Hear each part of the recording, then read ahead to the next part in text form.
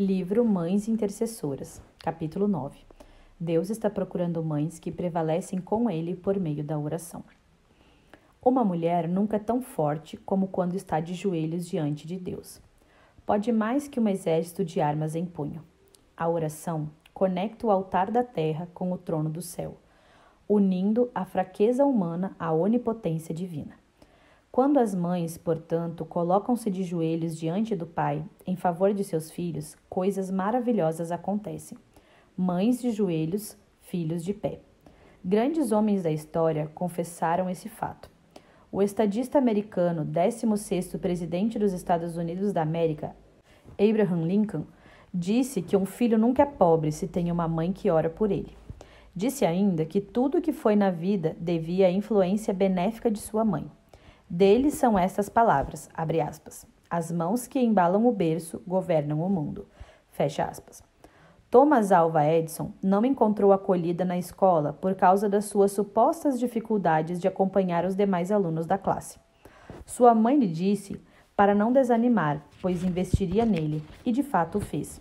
Esse menino cresceu para ser o maior cientista de todos os tempos, registrando mais de 1000 patentes, incluindo a lâmpada elétrica.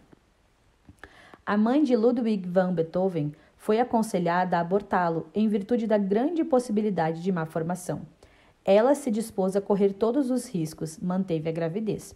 O menino nasceu para tornar-se um músico de qualidades superlativas. Depois de uma surdez progressiva, ficou completamente surdo e, mesmo assim, ainda compôs mais 5 sinfonias, aliás, suas músicas mais excelentes. Como já afirmei nesta obra, devo minha vida à minha mãe. Ela foi desafiada a escolher entre a sua vida e a minha. Na opinião da medicina, não havia chance de salvar a minha vida e a dela. Contudo, ela dispôs-se a dar a sua vida por mim, em vez de desistir de mim. Por isso, você está lendo estas páginas. A história mostra-nos com evidências eloquentes quantos homens de Deus, missionários e pastores foram levantados pelo Senhor depois de anos de oração de suas respectivas mães. Agostinho, o maior expoente entre os pais da igreja, foi fruto da oração de Mônica, sua mãe, por mais de 30 anos. John Wesley foi profundamente influenciado pelas orações constantes de Susana, sua mãe. O pioneiro do presbiterianismo no Brasil, Ashbel Green Simonton, foi consagrado pela sua mãe e pelo seu pai para ser um missionário, e em 1859 ele chegou ao Rio de Janeiro, vindo da América, para plantar em solo pátrio essa abençoadora igreja, a Igreja Presbiteriana do Brasil. O eminente missionário Ronaldo de Almeida Lidório, um dos príncipes de nosso tempo, é fruto das orações constantes de sua mãe, Eusa Lidório. Nesta mesma linha de pensamento, convido a você a examinar cuidadosamente o texto de 1 Samuel 1, dos versículos 1 ao 28, para identificarmos 10 marcas de uma mãe que prevaleceu pela oração. Ana orou a Deus numa época espiritualmente hostil. Ana viveu no período dos juízes, um dos períodos mais turbulentos da história de Israel. Esse tempo começa logo depois do período da conquista da Terra Prometida. Foram cerca de 330 anos de instabilidade política, econômica, moral e espiritual. Somos informados de que os filhos daquela geração que conquistou a Terra Prometida não conhecia mais a Deus. Cada um fazia o que achava certo. Até mesmo a classe sacerdotal dos dias de Ana estava vivendo de forma escandalosa. Ana é uma ilha de piedade num mar de apostasia. Ela busca a Deus quando sua nação mergulha num caudal de esfriamento espiritual. Ela espera de Deus um milagre quando a religiosidade da sua nação está levedada pelo fermento da corrupção no próprio sacerdócio. Ana não tem nenhum estímulo em sua liderança espiritual para orar, mas ainda assim ela ora. Ela não vê exemplos de oração à sua volta, mas ela ora. Ela sente o vento gelado da apostasia soprando ao seu redor, mas ela intensifica sua intimidade com Deus. Ana orou a Deus numa época culturalmente decadente. A poligamia estava em voga nos dias de Ana. Seu marido tinha 2 mulheres. A cultura estava divorciada dos valores estabelecidos por Deus para o casamento. A poligamia nunca foi o propósito de Deus para a família. Tanto a poligamia, um homem ter mais de uma mulher, como a poliandria, uma mulher ter mais de um homem, estão fora do propósito de Deus para o casamento. Por causa da decadência da cultura, homens de Deus tiveram mais de uma mulher, como por exemplo Abraão, Jacó, Davi e Salomão. Porém, esse nunca foi o plano original de Deus para a família. O princípio da criação deixa claro a monogamia. Casamento é a união entre um homem e uma mulher, conforme Gênesis 2, versículo 24. Quando a lei moral foi dada no Sinai, mesmo num tempo em que Israel estava cercado de povos poligâmicos, Deus referendou o princípio monogâmico da criação. Êxodo 20, versículo 17. A poligamia oprime as mulheres, desvaloriza o casamento, fragmenta a família e promove guerra entre os filhos. É nesse tempo de opressão cultural que Ana busca a Deus em oração. Mesmo sofrendo os esbarros de uma cultura decadente, ela não arrefece seu ânimo. Ela não desiste de orar e de esperar um milagre de Deus em sua vida. Ana orou a Deus mesmo sofrendo humilhações de sua rival. Eucana, marido de Ana, tinha outra mulher chamada Penina. Ana era estéril, porém Penina tinha filhos. Ana era amada por Eucana, mas seu ventre era estéril. Em virtude disso, Penina, sua rival, a provocava excessivamente para a irritar. Sobretudo quando Ana subia à casa de Deus, Penina a irritava a tal modo que Ana chorava. Perdia o apetite e entrava em depressão.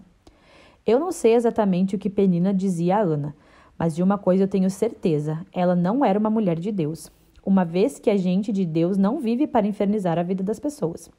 Gente de Deus é bálsamo. Gente de Deus alivia as tensões. À luz de 1 Samuel 1, 6 e 7, tenho a impressão de que Penina devia dizer o seguinte a Ana, abre aspas, Ana, você é uma mulher tão crente, ora tanto, vai tanto ao templo, mas está aí estéril. Eu não oro como você, nem vou ao templo como você, mas estou aqui, cheia de filhos. Se esse negócio de orar funcionasse mesmo, você não estaria aí, curtindo o opróbrio da esterilidade. Fecha aspas. Penina quer plantar no coração de Ana a semente venenosa da desconfiança na providência divina. Mesmo os crentes mais piedosos enfrentam aflições na vida. Às vezes, a providência é carrancuda. Não estamos blindados, não vivemos num parque de diversões. Ana não perdeu sua disposição de orar, a despeito das humilhações.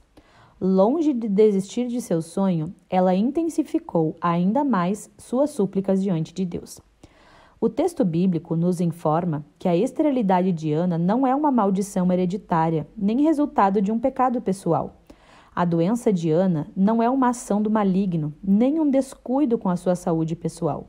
Foi Deus quem a deixou estéril, conforme 1 Samuel 1, versículo 5. Foi Deus quem cerrou a sua madre.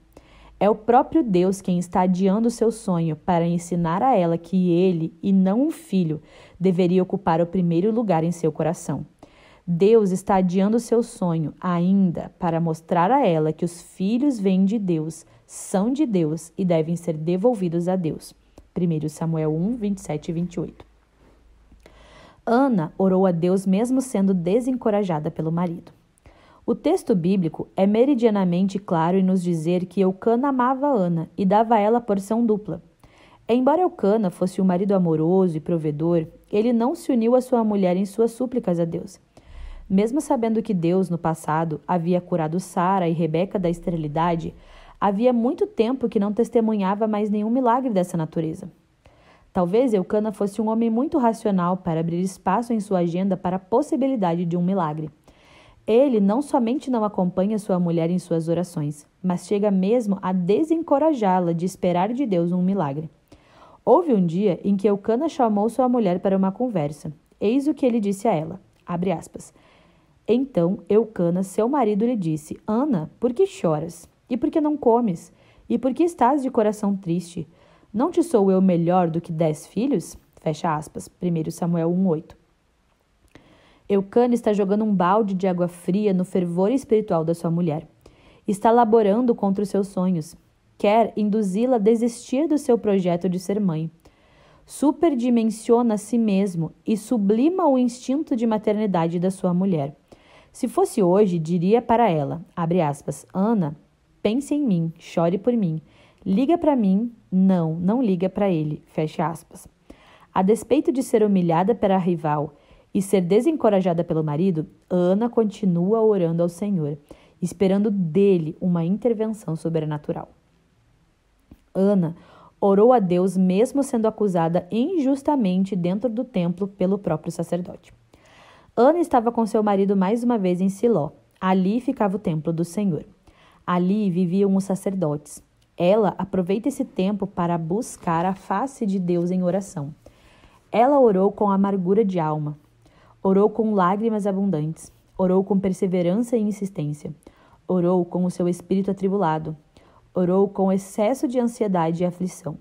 O sacerdote Eli não ora com ela, mas a observa. Não se identifica com a sua dor, mas a julga. Não enxuga suas lágrimas, mas a censura. Não balsama sua alma atribulada, mas a acusa. Ana é chamada de bêbada dentro do templo. O pai dos filhos de Belial chama Ana de filha de Belial. Ela, porém, não hospeda no coração essas palavras injustas. Não permite que essas flechas, cheias de veneno, azedem o seu coração. Ela não perde o seu foco. Continua orando e aguardando de Deus um milagre, ainda que seja mal interpretada na casa de Deus pelo homem de Deus. Ana creu na palavra do Senhor, mesmo antes de ver a mudança das circunstâncias. O mesmo sacerdote que abrira a boca e falara uma tolice para Ana, chamando-a de bêbada, agora abre a boca e é um profeta de Deus. Ele diz para ela: vai-te em paz, e o Deus de Israel te conceda a petição que lhe fizeste. 1 Samuel 1,17. A mesma Ana, que não acolheu as palavras insensatas de Eli, abriga agora em seu coração essas palavras de bênção. Eli agora não exerce um juízo temerário, mas é um instrumento de Deus para trazer uma palavra de Deus àquela mulher aflita. Ana creu na promessa e experimentou 2 curas extraordinárias. A primeira cura foi emocional. Está escrito que Ana respondeu a ele nestes termos, abre aspas, e disse ela: ache a tua serva mercê diante de ti. Assim, a mulher se foi em seu caminho e comeu, e o seu semblante já não era mais triste.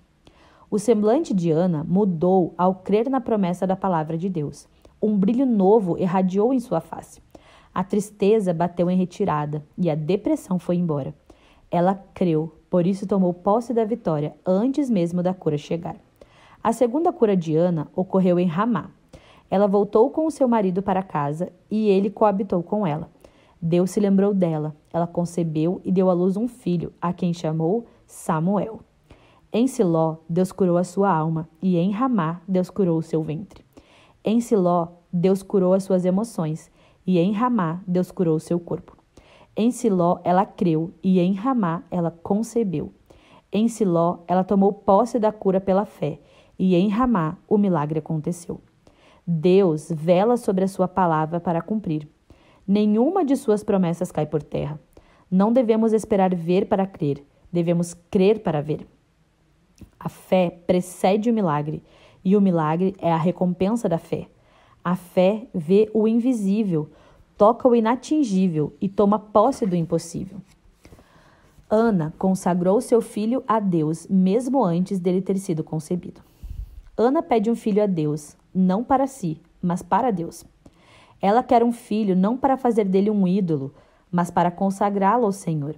Ela não tem o propósito de ficar gravitando em torno do seu filho, mas quer consagrá-lo para o serviço de Deus. Ela entende que os filhos vêm de Deus, são de Deus e devem ser consagrados de volta a Deus. Ana consagra o filho a Deus antes mesmo de ele nascer. Promete entregá-lo não por alguns dias enquanto está embalada pelas emoções, mas por todos os dias da sua vida. Promete ainda dedicá-lo a Deus como um nazireu, como alguém totalmente dedicado à obra de Deus. Quando Ana engravida e dá à luz Samuel, cria-o no peito e assume o compromisso de apresentá-lo no templo em cumprimento do seu voto e lá deixá-lo para o serviço do Senhor para sempre. E de fato isso aconteceu. Tão logo Samuel foi desmamado, Ana o levou a Eli e entregou seu filho a ele na casa de Deus, para lá ficar todos os dias da sua vida. Ana fez um voto a Deus e o cumpre cabalmente. Ela foi perseverante no seu pedido a Deus e foi fiel a ele no cumprimento do seu voto. Ela pediu um filho a Deus e depois o consagrou de volta para Deus. Ana entregou seu filho a Deus mesmo diante de problemas humanamente insuperáveis. Ana poderia argumentar com Deus ao levar o seu filho Samuel a Siló que Eli já estava muito velho para cuidar de uma criança. Além do mais, os seus 2 filhos, Hofni e Finéias, eram filhos de Belial e não se importavam com o Senhor. Os pecados dos filhos de Eli eram muito grandes diante do Senhor, porque eles desprezavam a oferta do Senhor. Os filhos de Eli eram sacerdotes, mas tinham uma vida errada. Eles eram adúlteros. Eli ouvia o povo comentando acerca do mau procedimento dos seus filhos.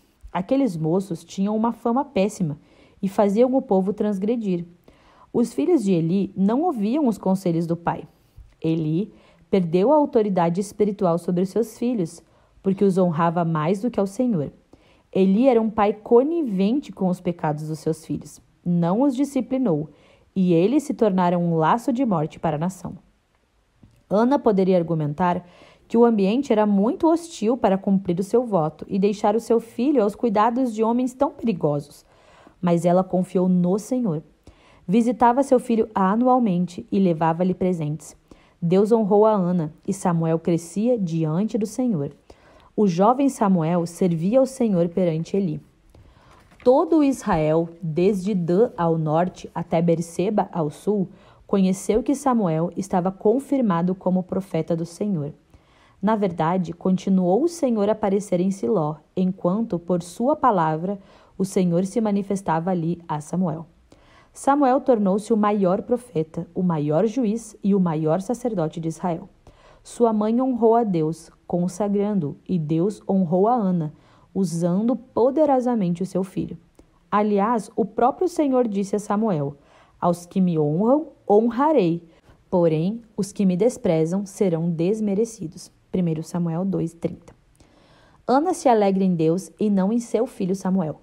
Ana desejou ardentemente ser mãe e por essa razão orou corajosamente, perseverantemente, esperançosamente. Mas quando seu filho nasce, ela despeja em catadupas torrentes de ações de graças a Deus, alegrando-se no Senhor e não em seu filho. Ana anseia ser mãe, mas sua alegria maior não está na maternidade, nem mesmo no filho, mas em Deus. Seu cântico expressa isso. Abre aspas. Então orou Ana e disse: o meu coração se regozija no Senhor, a minha força está exaltada no Senhor. Fecha aspas. 1 Samuel 2:1. Ana orou com instância a Deus e derramou a sua alma diante dele, mas sempre aceitou a soberania de Deus em sua vida. Ela disse, abre aspas, o Senhor é o que tira a vida e a dá, faz descer a sepultura e faz subir. O Senhor empobrece e enriquece, abaixa e também exalta. Levanta o pobre do pó e desde o monturo exalta o necessitado, para fazer assentar entre os príncipes, para o fazer herdar o trono de glória. Fecha aspas. 1 Samuel 2, versos 6 a 8. Ana entendeu que os filhos são dádivas de Deus, mas não um substituto de Deus. Eles nos trazem grande alegria, mas Deus é a fonte da nossa maior alegria. Eles são herança de Deus, a quem devemos ensinar no caminho em que devem andar. Eles são como flechas nas mãos do guerreiro, que devemos carregar e lançar no alvo certo. Mas Deus continua sendo a nossa maior fonte de excelso prazer. Ana recebeu de Deus mais do que a ele pediu. Ana pediu a Deus um filho, e Deus atendeu-lhe a petição.